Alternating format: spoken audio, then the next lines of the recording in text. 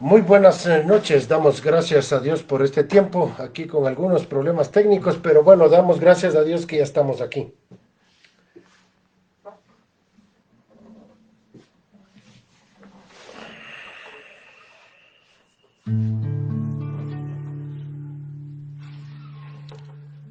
Dios está aquí, tan cierto como el aire que respiro,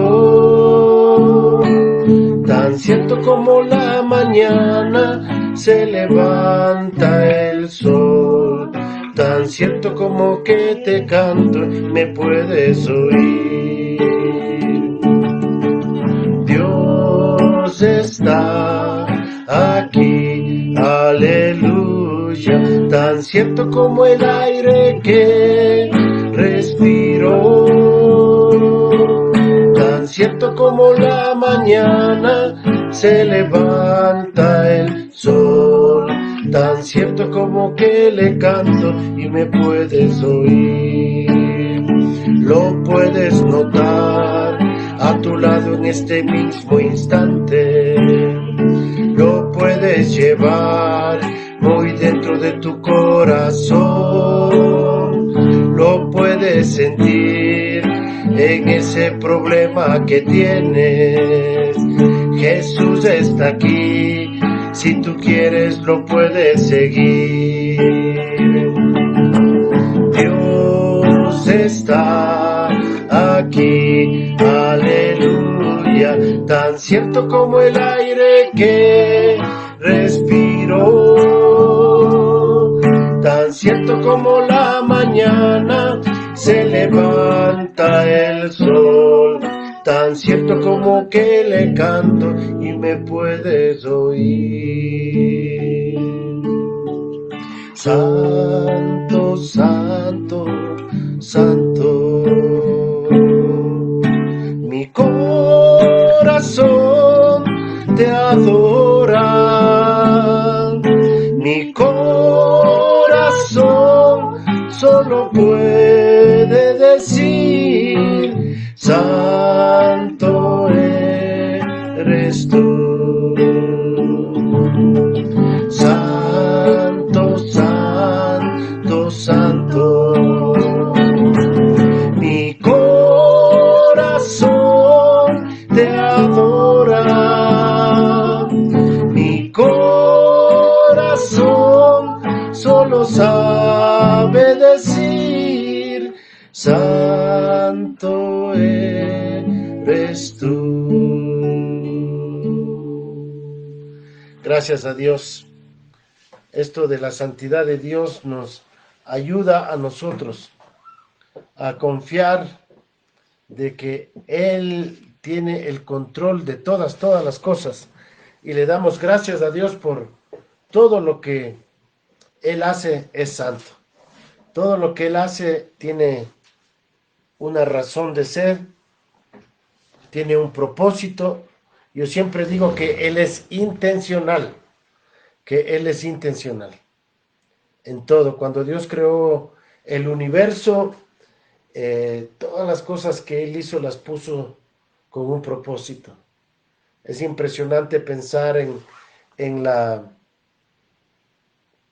Vía Láctea, en el sistema solar y cómo cada planeta está colocado en un lugar milimétricamente establecido para que nosotros podamos tener el balance que necesitamos para tener vida aquí en la Tierra.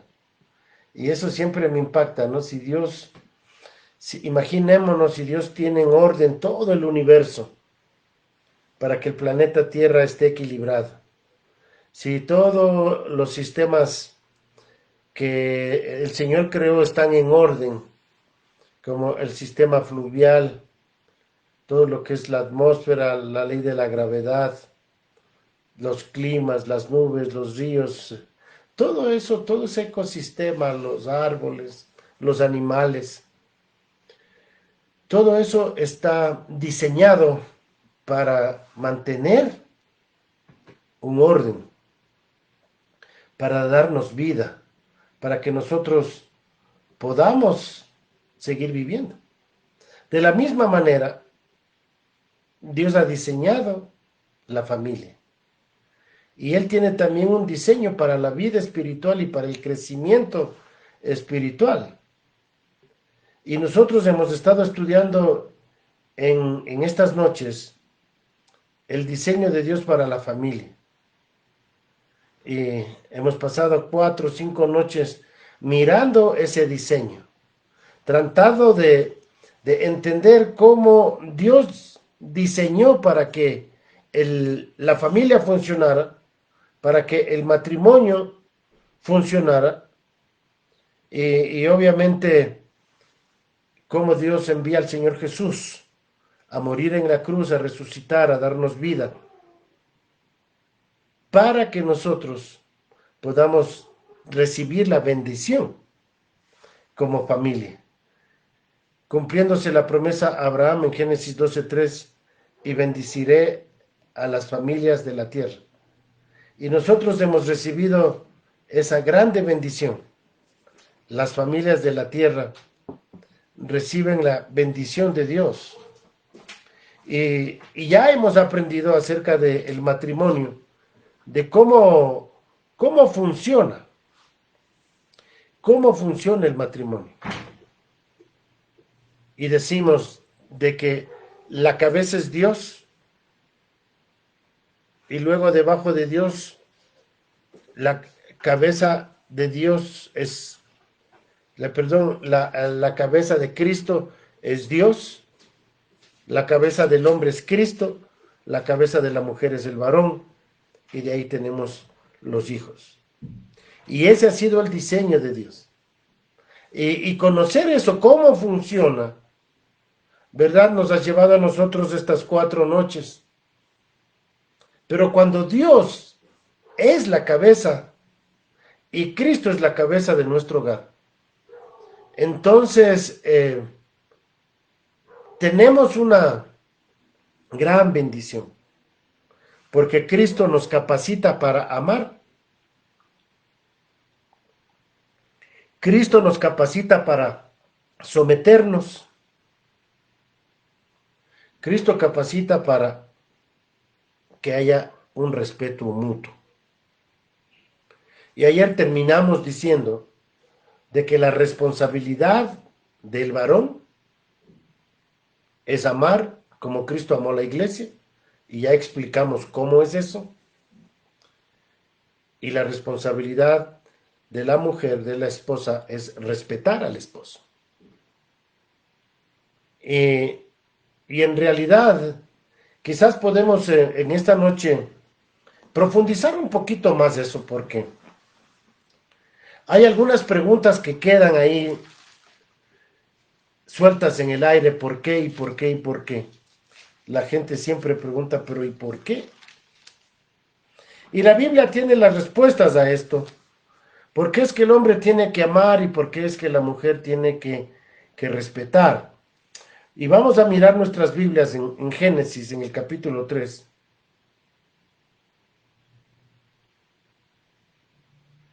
El versículo 16, donde se nos enseña a nosotros qué es lo que sucedió en el jardín del Edén. Dice el versículo 16, a la mujer dijo: multiplicaré en gran manera los dolores en tus preñeces. Con dolor darás a luz los hijos, y tu deseo será para tu marido, y él se enseñoreará de ti. Aquí vemos nosotros la consecuencia de la caída de Adán y Eva. Y la consecuencia, obviamente, pasa a ser el sufrimiento, ¿no es cierto? Va a haber dolor, va a haber dolor. Versículo 18 y 19 dice: espinos y cardos te producirá, y comerás plantas del campo. Con el sudor de tu rostro comerás el pan hasta que vuelvas a la tierra, porque de ella fuiste tomado. Polvo eres y al polvo volverás.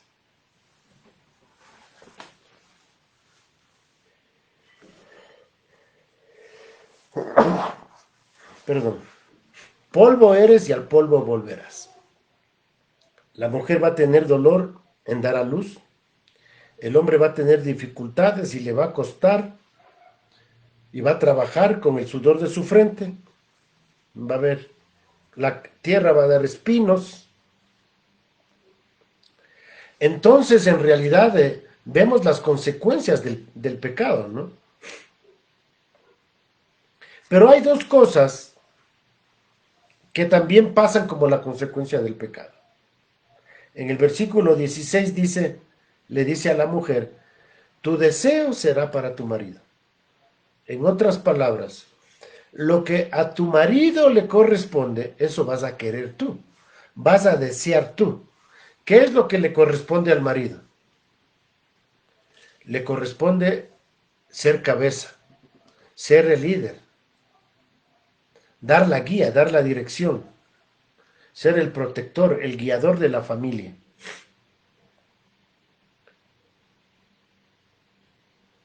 Y le dice a la mujer, tú vas a desear eso. Eso es lo que se llama la naturaleza pecaminosa. La naturaleza pecaminosa de la mujer va a querer tomar el control, va a querer asumir el liderazgo, va a querer en realidad tomar las riendas.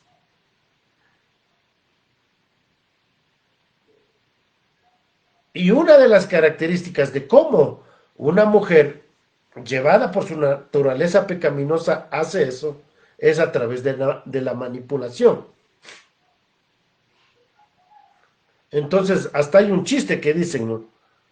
Que dice la mujer, sí, tú eres la cabeza, pero yo soy el cuello, te llevo a donde yo quiera. Y ese es un chiste que hacen, ¿no? Dentro de las iglesias cristianas. Pero en realidad, esa es parte de la naturaleza pecaminosa, ¿no?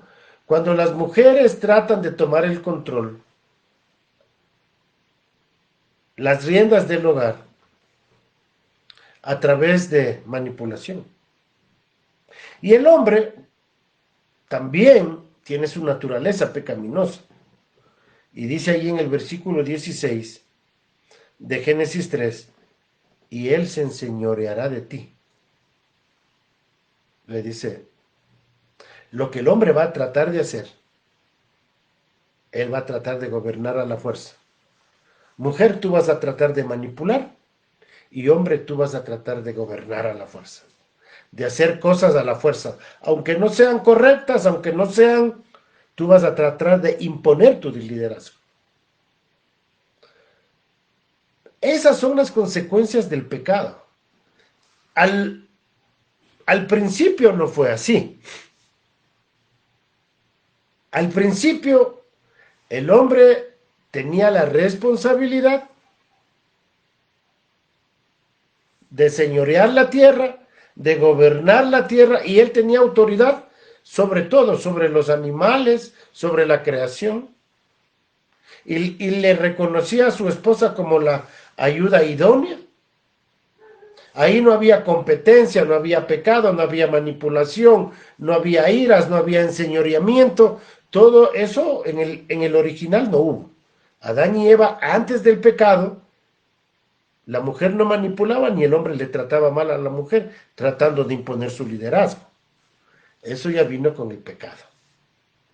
Así que lo que vivimos ahora son las consecuencias del pecado. Ahora bien, eso fue lo que sucedió en el principio. Y desde Adán y Eva, vamos a ver en Romanos capítulo 5, versículo 12.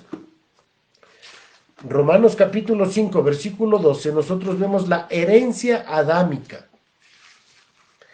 ¿Qué heredamos de Adán nosotros?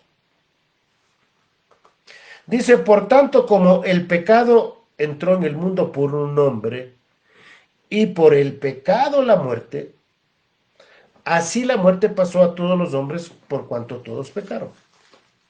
¿Qué es lo que pasó al hombre? El pecado. ¿Qué es el pecado? Cuando aparece en singular la palabra el pecado, fíjese que no dicen los pecados. El pecado se refiere a la naturaleza pecaminosa. A través de Adán, la humanidad recibe la herencia de la naturaleza pecaminosa.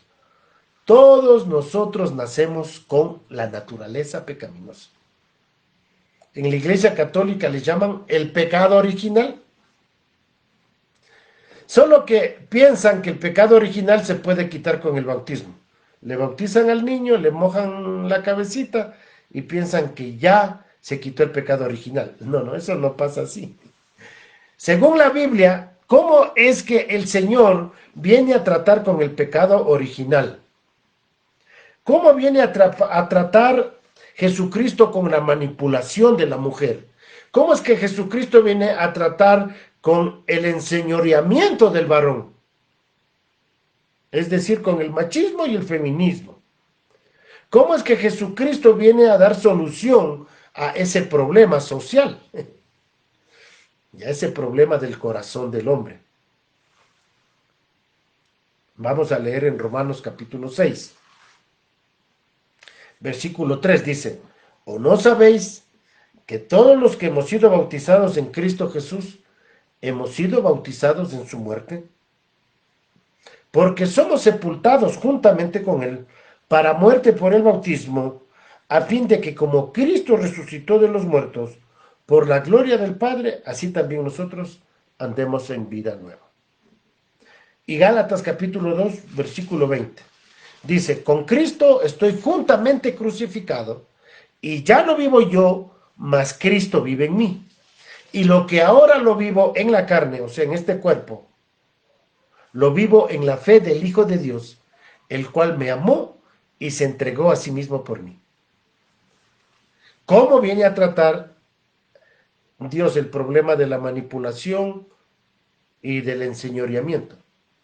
En la cruz del Calvario. En la cruz del Calvario, el viejo hombre es crucificado. Dice Romanos capítulo 6, versículo 6, sabiendo esto, que nuestro viejo hombre fue crucificado juntamente con él, para que el cuerpo del pecado sea destruido, a fin de que no sirvamos más al pecado. Y ahí nosotros tenemos la manera en que Dios viene a tratar el problema de la manipulación y del enseñoreamiento. La naturaleza pecaminosa de la mujer y la naturaleza pecaminosa del hombre. Lo pone en la cruz. Así que el poder para manipular y el poder para enseñorearse, Jesucristo lo pone en la cruz para que ya no andemos de acuerdo a nuestros pensamientos, a nuestros deseos. ¿Y qué es lo que pone en nosotros el momento en que recibimos a Jesús y que el viejo hombre es crucificado? Dice 1 Corintios capítulo 2, versículo 16, porque ¿quién conoció la mente del Señor? ¿Quién la instruirá? Mas nosotros tenemos la mente de Cristo. El hombre y la mujer ahora tienen la mente de Cristo. Tienen una capacidad para pensar ya no siguiendo sus instintos, ya no siguiendo la naturaleza pecaminosa, ya no siguiendo sus pasiones. Déjenme leerles esto en Gálatas. En Gálatas, en el capítulo 6, versículo 14. En Gálatas capítulo 6, versículo 14. Nos dice, pero lejos esté de mí gloriarme, sino en Cristo, en la cruz de nuestro Señor Jesucristo. Porque en el mundo me es crucificado a mí y yo al mundo. En la cruz, nosotros tenemos victoria inclusive sobre lo que el mundo nos enseña a nosotros. El mundo trata de enseñarnos lo que es el feminismo, lo que es el machismo, Pero dice, yo ya estoy crucificado. Esas cosas a mí ya no tienen que hacerme ni cosquillas siquiera, porque yo ahora estoy crucificado con Cristo y tengo que vivir de acuerdo a lo que Cristo me enseña en su palabra. No tengo que seguir el modelo de este mundo, nos dice en Romanos capítulo 12. El modelo de este mundo es justamente eso, ¿no? Sigue los principios de este mundo. Miren lo que dice Gálatas 5:24, hablando de no dejarnos llevar por nuestros pensamientos y nuestras pasiones. Dice Gálatas capítulo 5:24, dice, pero los que son de Cristo han crucificado la carne con sus pasiones y deseos. Los que son de Cristo han crucificado la carne con sus pasiones y deseos. Entonces, la manipulación y el enseñoreamiento, el machismo y el feminismo pierden su poder porque hemos sido nosotros crucificados juntamente con Cristo. El poder de la cruz viene a tratar con el poder de la manipulación y el enseñoreamiento. Entonces yo tengo que someterme al Señor, reconocer por fe de que yo he sido crucificado juntamente con Cristo. Entonces, cuando nosotros vivimos de esa manera, tenemos una ventaja enorme. Vamos a ver esto en Colosenses. En Colosenses, en el capítulo 3, vemos la capacidad que nosotros tenemos como hombres y como mujeres. Versículo 5 en adelante. Dice, haced morir pues, siendo que nosotros hemos sido ya crucificados con Cristo y hemos resucitado con Cristo y estamos sentados en los lugares celestiales. Dice, haced pues morir lo terrenal en vosotros. Fornicación, impureza, pasiones desordenadas, malos deseos y avaricia, que es idolatría, cosas por las cuales la ira de Dios viene sobre los hijos de desobediencia, en los cuales vosotros también anduvisteis en otro tiempo, cuando vivíais en ellas. Pero ahora dejad también vosotros todas estas cosas: ira, enojo, malicia, blasfemia, palabras deshonestas de vuestra boca. No mintáis los unos a los otros, habiéndoos despojado del viejo hombre con sus hechos. Ahora nosotros tenemos la capacidad de despojarnos de todas estas cosas y dejarlas atrás. No en vano dice la Escritura en 2 de Corintios 5:17, de modo que si alguno está en Cristo, nueva criatura es. Las cosas viejas pasaron y he aquí todas son hechas nuevas. Y hombres y mujeres, ahora tenemos la capacidad para hacer lo que Cristo quiere que hagamos. Fíjense en lo que continúa aquí en Colosenses capítulo 3. ¿Qué es lo que tenemos que hacer? Versículo 12 en adelante.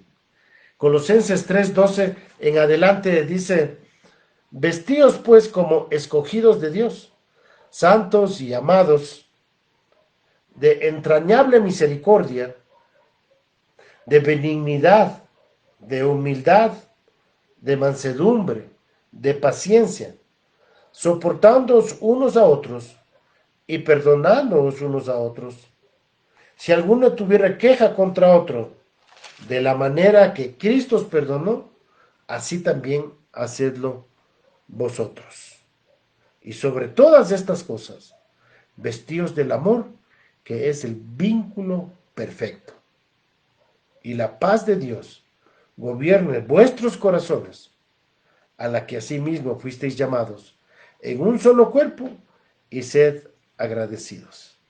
La palabra de Cristo more en abundancia en vosotros, enseñándoos y exhortándoos unos a otros con toda sabiduría, cantando con gracia en vuestros corazones al Señor, con salmos e himnos y cánticos espirituales. Y todo lo que hacéis, sea de palabra o de hecho, hacedlo todo en el nombre del Señor Jesús, dando gracias a Dios Padre por medio de él. Entonces, imagínense, si los matrimonios vivimos de esta manera, aplicando estos principios que acabamos de leer aquí, nuestros matrimonios, nuestra manera de vivir, ya no va a ser ni manipular, ni imponernos a la fuerza. Dios se va a manifestar en nuestras vidas y, como decíamos, vamos a ser los canales del amor de Dios, instrumentos del amor de Dios.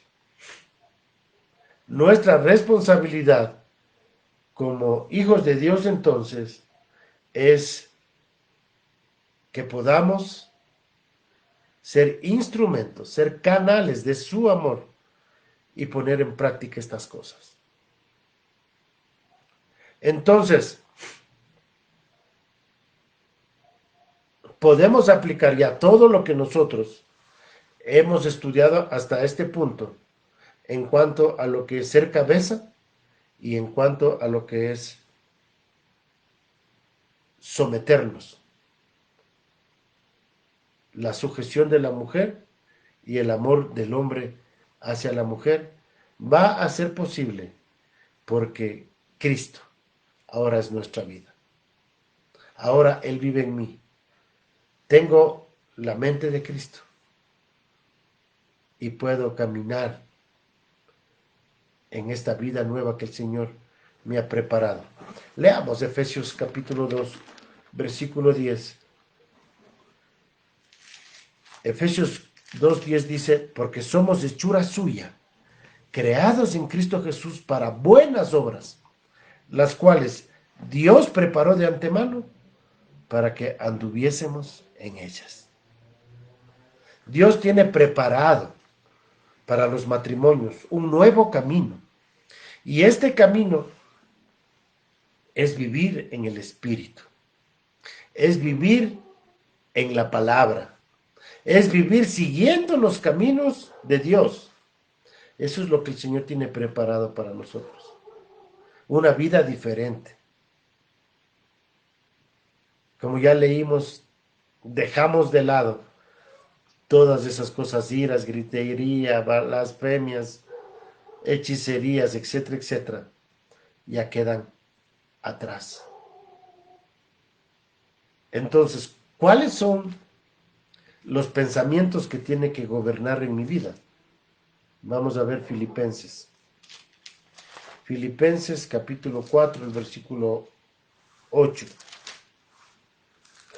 Filipenses 4:8 dice, por lo demás, hermanos, todo lo que es verdadero, todo lo honesto, todo lo justo, todo lo puro, todo lo amable, todo lo que es de buen nombre, si hay virtud alguna, si algo digno de alabanza, en esto pensad.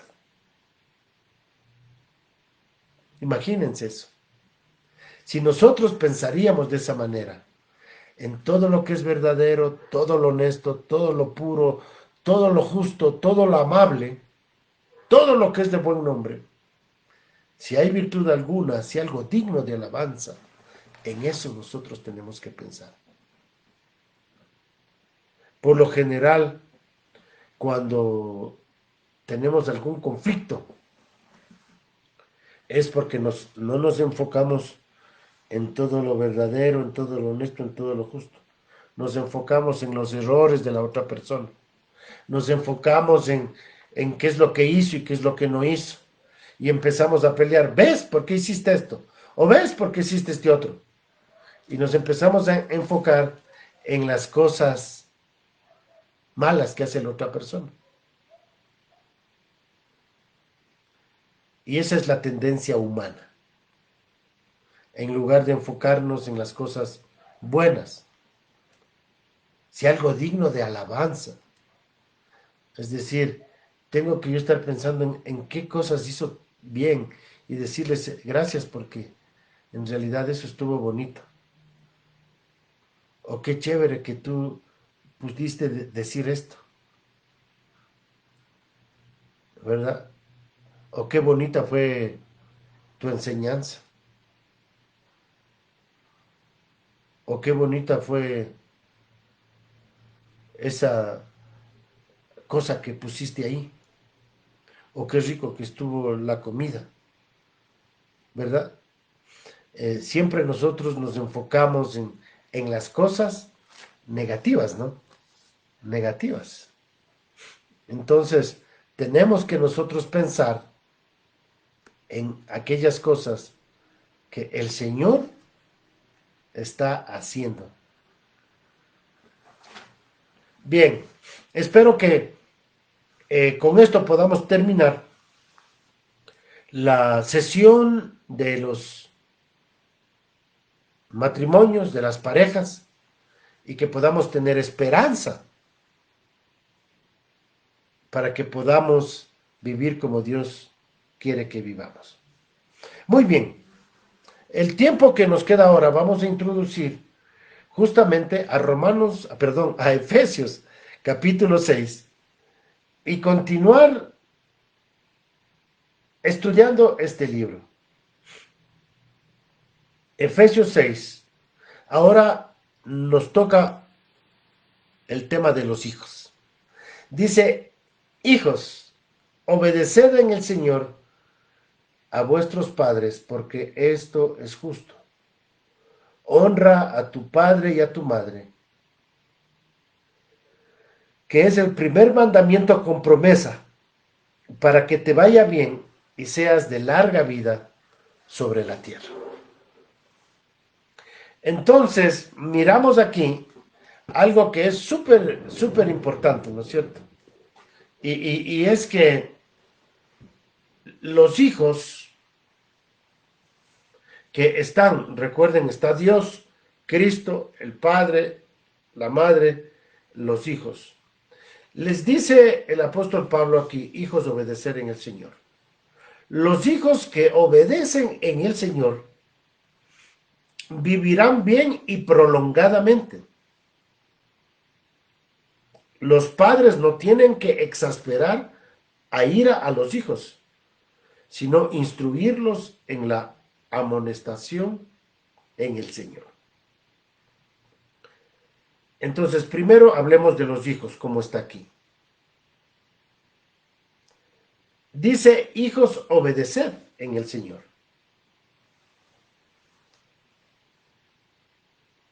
Y aquí hay algo que es súper importante que debemos tomar en cuenta. ¿Cómo es que nuestros hijos van a ser obedientes y van a hacer las cosas que Dios manda? Si los padres no les han instruido a los hijos en los caminos del Señor. La Biblia dice, instruye al niño en su camino y cuando fuere viejo no se apartará de él. La responsabilidad de los padres es de instruir a los niños en el camino del Señor. Y quiero explicar un poquito esto de qué quiere decir instruir a los hijos en el camino del Señor. La palabra camino, ahí en el Antiguo Testamento, tiene que ver con el arco de un arco de flecha, ¿no? Para tirar flechas.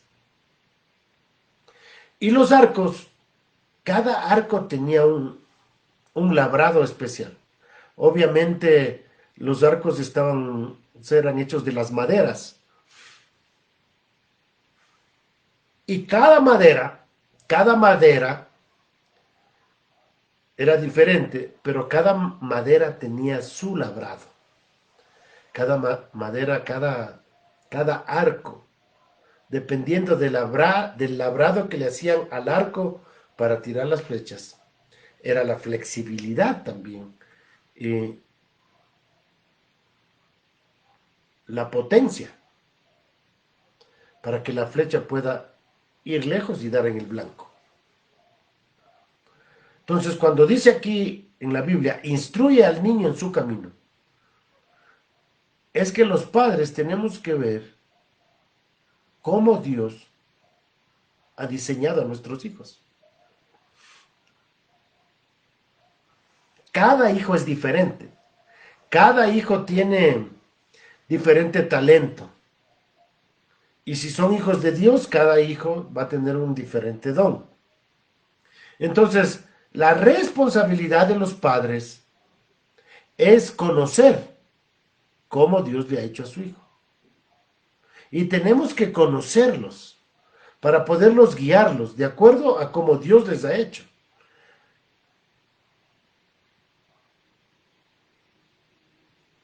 Muchas veces, ¿verdad? Aquellos padres que tienen 2, 3, 4, hasta 5 hijos. Uno de los errores que cometen es disciplinarlos a todos de igual manera. No. Cuando estamos instruyéndoles y conociéndoles a nuestros hijos realmente, cómo Dios les ha hecho, a cada hijo nosotros tenemos que darle la responsabilidad de acuerdo a las características que tienen ellos, como Dios los ha criado, de acuerdo a la edad que ellos tienen. Entonces, una de las responsabilidades de los padres es saber qué responsabilidades puede tener el hijo en las diferentes edades que ellos tienen. No podemos darle una responsabilidad a un niño de 1 año como a un niño de 3 años, o de 5 años, o de 7, 8, o de 15, o 18, o 21. Entonces, cada etapa de la vida del niño, el padre tiene que saber cuáles son las responsabilidades y cuáles son las libertades que el hijo debe tener, ¿verdad? Entonces, el objetivo de la crianza de los niños es que el hijo un día llegue a ser 100% responsable. 100% responsable. Los hijos llegan a nosotros con 0 responsabilidad. Y los padres tenemos el 100% de responsabilidad de cuidar a nuestros hijos. Desde que nacen, ¿no es cierto?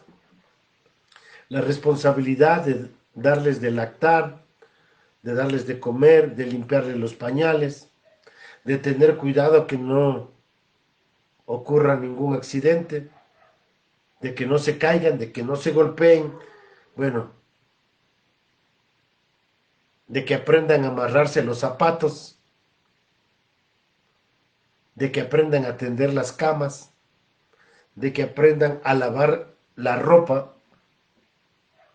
He escuchado de familias que hacen muy buen trabajo en eso. Y lastimosamente en muchas familias no les dan responsabilidades a los hijos. Y no siguen el crecimiento progresivo de libertad y responsabilidad de los hijos. Cada edad tiene su responsabilidad y libertad. Y a mayor responsabilidad, mayor libertad. Entonces, los padres tienen que aprender a poner los límites a los hijos, de acuerdo a la palabra de Dios.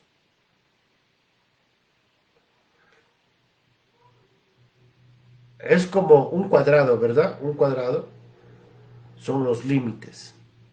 ¿Qué es lo que sucede cuando nosotros no ponemos límites a nuestros hijos? ¿Qué es lo que pasa si yo voy y me arrimo en una pared y la pared se mueve? Yo me puedo caer. La pared tiene que estar firme. Si yo me arrimo en un biombo y el biombo se vira, me voy a caer. Y eso hace que el niño crezca con miedo e inseguridad. Cuando los límites no son sólidos, como las paredes, si yo me arrimo a la pared de mi casa, yo sé que la pared me sostiene y yo no puedo traspasar el límite de esa pared. De la misma manera, los límites que nosotros debemos poner a nuestros hijos tienen que ser firmes, tienen que ser sólidos. Cuando los niños traspasan los límites, entonces tenemos que darles disciplina en el Señor. ¿Qué es disciplina? Bueno, hay dos cosas que es súper importante en la disciplina. La disciplina no es castigo simplemente, como algunos padres lo practican o como lo practicaron conmigo, ¿no? La disciplina viene por romper uno de los límites. Si ustedes no pusieron límites y les castigan a los niños, a los hijos, porque hicieron algo que ellos no sabían que tenían que hacer, pues obviamente es exasperarles a ir a los hijos. Entonces, como padres, nosotros tenemos que tratar y poner bien los límites, las responsabilidades de los hijos. A qué horas tienen que acostarse, a qué horas tienen que apagar la luz, hasta qué hora puede ver televisión, si puede o no puede usar el teléfono, etcétera, etcétera. Usted tiene que determinar eso. Muchos padres le dan a los hijos libertades sin límites. Y lo único que están haciendo con eso es malcriando a los hijos, creándoles inseguros e irresponsables. Entonces, nosotros necesitamos instruir, y como dice aquí, en el Señor. Es decir, que los límites que les vamos a poner, nosotros ya como hijos de Dios, para aquellos padres que son cristianos, pues explicarles a los niños, ¿no? Mira lo que Dios dice, ¿verdad?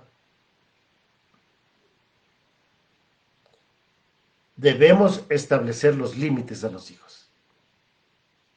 Súper importante esta parte. Les decía de que la disciplina involucra dos cosas. Una es instrucción.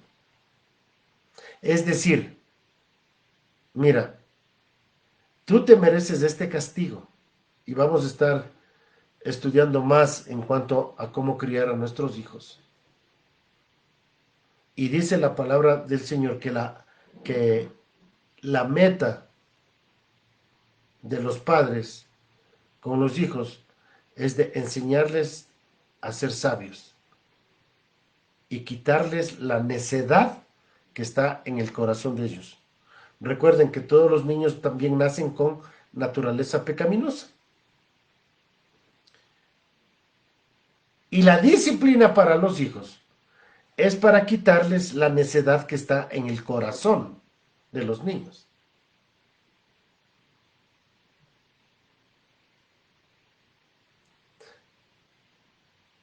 El padre que ama a su hijo, disciplina.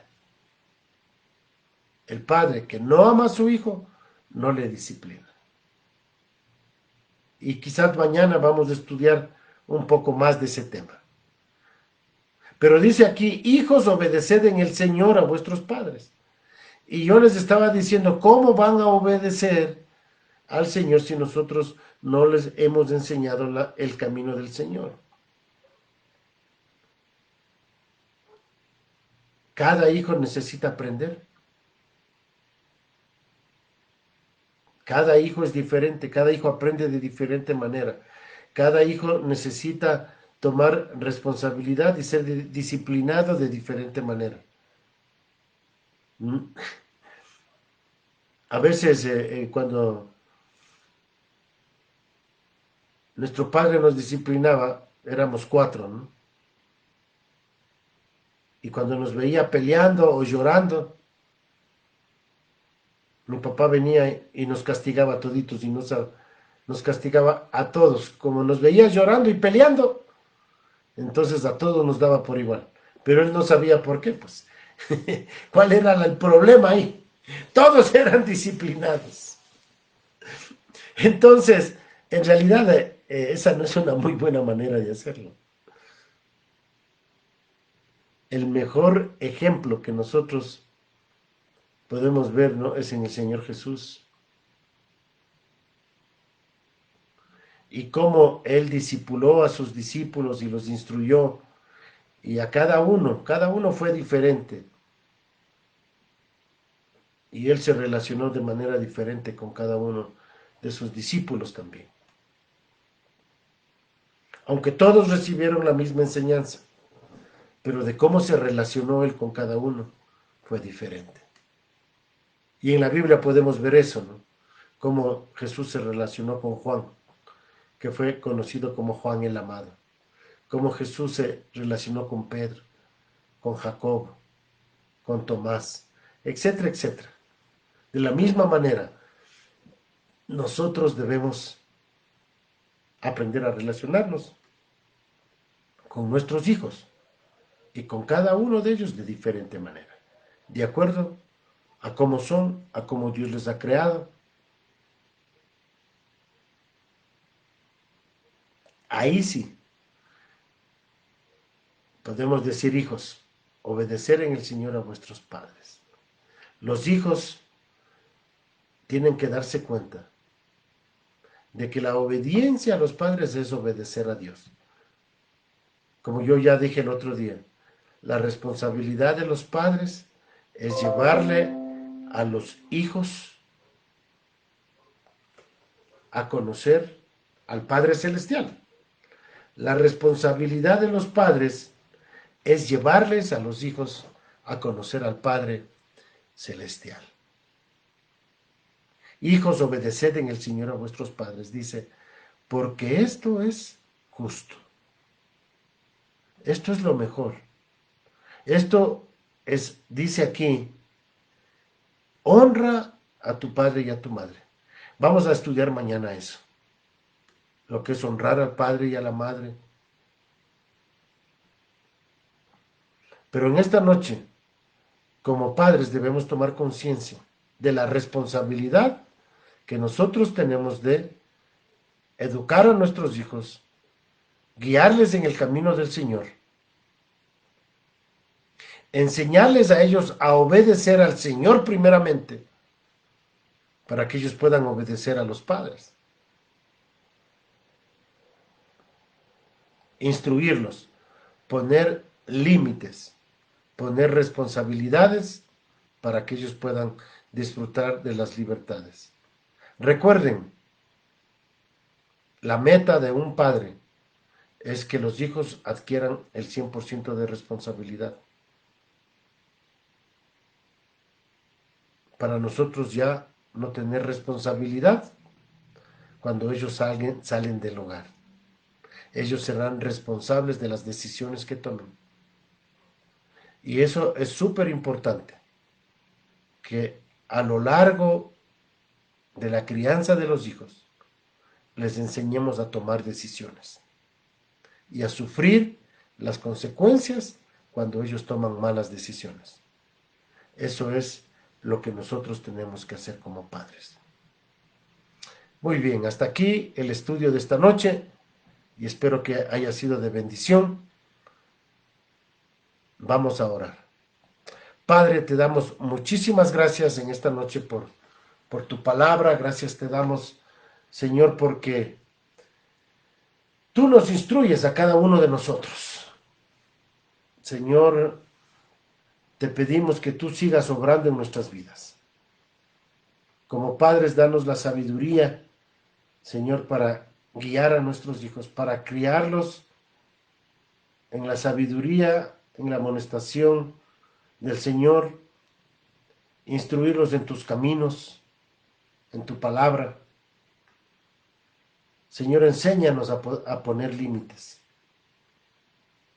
Señor, a instruir a nuestros hijos, a darles responsabilidades.